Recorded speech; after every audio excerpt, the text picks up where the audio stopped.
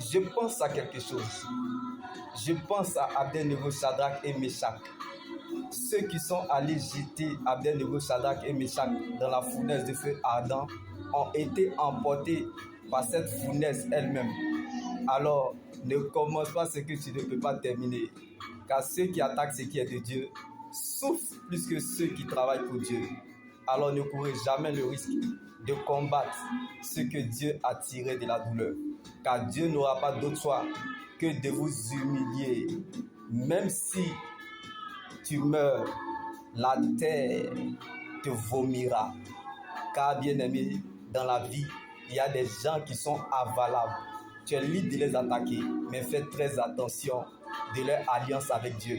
Sinon, tu mourras avant ton heure, comme Abednego, comme Dathan, Corée et Abiram, qui ont été engloutis et avalés par la terre parce qu'ils se sont révoltés contre le ministère de Moïse. Il faut voir certaines personnes vivre ou t'offenser. On dirait qu'ils ne vont jamais mourir. Bien-aimés dans le Seigneur, Dieu n'est pas pressé. Dieu n'est pas en avance, mais il est à l'heure, parce qu'il réserve toujours une heure pour les mépriser. Donc ceux qui vous offensent, ceux qui vous attaquent, tu auras l'impression, bien-aimés, qu'ils sont bien-aimés, bien portants. Pourtant, ce sont des morts parmi les vivants. Ils sont déjà morts. Alors, que la joie du Seigneur soit ta force et ton partage. Car le Dieu que nous servons, lorsqu'il révèle les faits, il va jusqu'au bout de sa délivrance complète. Jésus est dans ta fournaise. Si tu ne sais où mettre la tête, quoi faire? Si tu dois mourir dans sa présence, meurs s'il le faut. Comme Abednego, Shadrach et Meshach dans la fournaise de feu ardent, bien-aimé. On peut te ralentir, t'affaiblir, mais la promesse de Dieu qui est en toi se chargera de te réveiller. Parce que tu portes un mandat divin dont rien ni personne ne pourra empêcher à Dieu d'accomplir sa volonté dans ta vie. Même dans ton sommeil, bien-aimé, ils n'ont pas qu'à d'oser parce qu'ils mourront avant leur heure.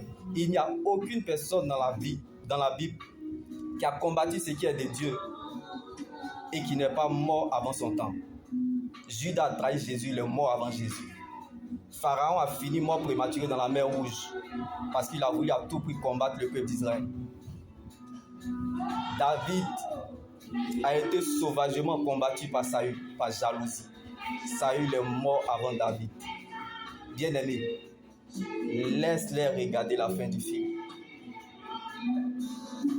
Et ils comprendront que Dieu veille sur sa parole et agit avec sagesse, là où l'on s'y attend le moins. Dieu réserve toujours une heure pour les mépriser.